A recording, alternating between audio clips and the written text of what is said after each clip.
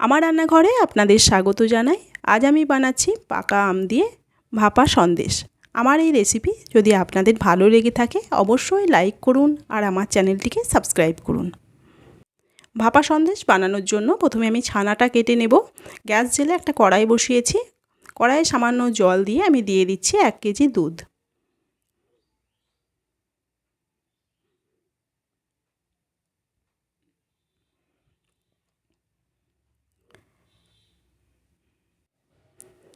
দুধটা ভালোভাবে ফুটিয়ে আমি গ্যাসটা অফ করে দেব।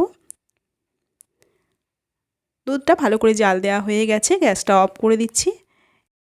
একটা পাতিলেবু রসের সঙ্গে 4 চামচ মতো জল দিয়ে আমি ছেঁকে রেডি করে রেখেছিলাম, সেটা হাতায় করে অল্প অল্প করে চারদিক থেকে এইভাবে দিচ্ছি। অল্প অল্প করে দেওয়ার পর এইভাবে হাতা দিয়ে আস্তে আস্তে নাড়তে থাকলে ছানাটা কেটে যাবে।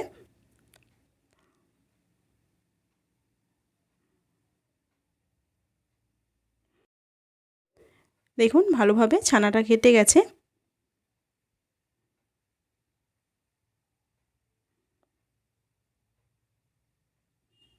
এখন আমি ডেচকির ওপরে বড় ছাঁকনি দিয়ে ছানাটা ছেঁকে নিচ্ছি।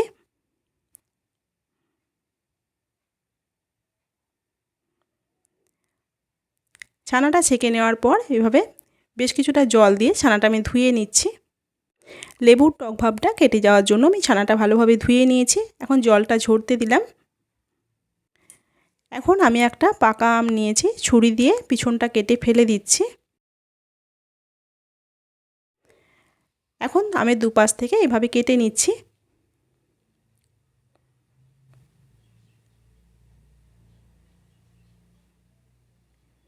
চামচ দিয়ে আমি আমের পাল্পটা বার করে নিচ্ছি।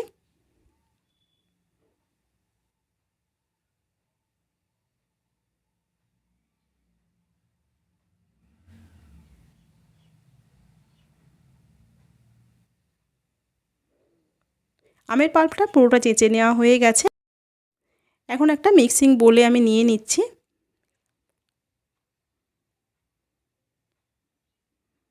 ঢাকনা দিয়ে আমটা আমি মিহি করে পেস্ট করে নেব।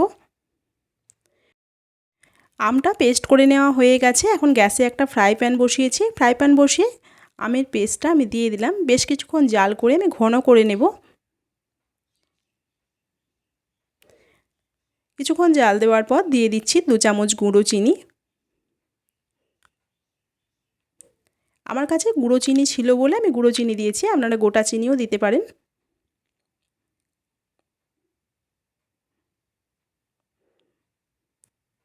বেশ ঘন হয়ে এসেছে, এখন আমি গ্যাসটা অফ করে দিচ্ছি। এদিকে ছানাটা ভালোভাবে জল ঝরে গেছে, মিক্সিং বোলের মধ্যে নিয়ে নিচ্ছি।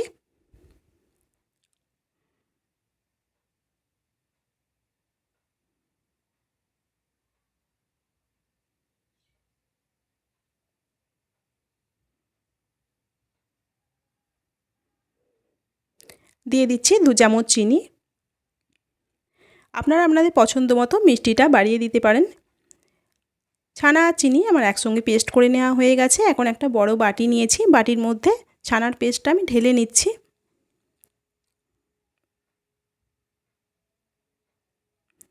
এর মধ্যে আমের মিশ্রণটাও দিয়ে দিচ্ছি।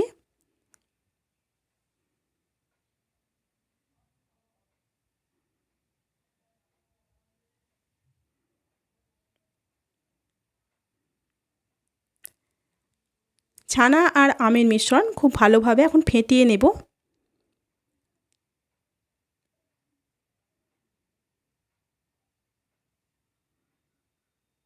খুব ভালোভাবে ফেটিয়ে নেওয়া হয়ে গেছে। এখন আমি একটা স্টিলের বড় টিফিন কৌটো নিয়েছি, অল্প তেল দিয়ে ব্রাশ করে নিচ্ছি।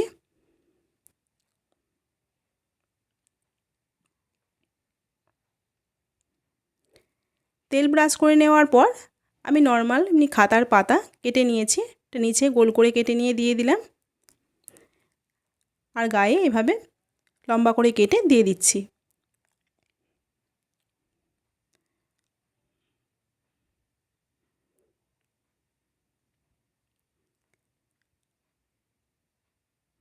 গাগুলোতেও আমার কাগজ লাগিয়ে নেওয়া হয়ে গেছে। এখন কাগজের ওপরে আমি তেল ব্রাশ করে নিচ্ছি। ভালোভাবে তেল ব্রাশ করে নেওয়া হয়ে গেছে। এখন আম আর ছানার মিশ্রণটা আমি টিফিনের মধ্যে ঢেলে দিচ্ছি।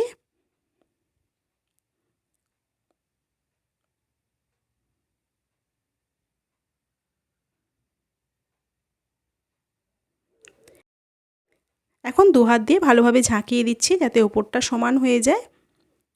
ঢাকনা লাগিয়ে দিচ্ছি। আগে থেকেই আমি গ্যাসে কড়াই বসিয়ে জল গরম হতে দিয়েছিলাম। একটা স্ট্যান্ড দিয়ে আমি টিফিনটা বসিয়ে ঢাকনা দিয়ে দিলাম। ঢাকনা দিয়ে আমি 20 মিনিট মতো হতে দেব। 20 মিনিট হয়ে গেছে, আমি ঢাকনা খুলছি। ঢাকনা খুলে আমি টিফিনের ঢাকাটা খুলছি। একটা কাঠি দিয়ে আমি দেখে নিচ্ছি। দেখুন কাঠিটা একদম পরিষ্কার হয়ে বেরিয়ে এসেছে। এখন টিফিনটা আমি নামিয়ে নিয়ে ঠান্ডা হতে দিচ্ছি।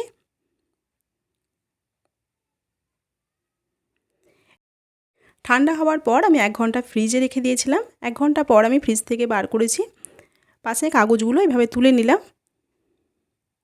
পাশে কাগজগুলো তুলে নেবার পর ওপর থেকে একটা প্লেট দিয়ে এভাবে আমি উল্টে দিচ্ছি। দেখুন কত সুন্দর মিষ্টিটা বেরিয়ে এসেছে। এখন আমি হাত দিয়ে এইভাবে কাগজগুলো তুলে দিচ্ছি। কাগজগুলো তুলে দিয়ে আমি চৌকো চৌকো করে কেটে নিচ্ছি।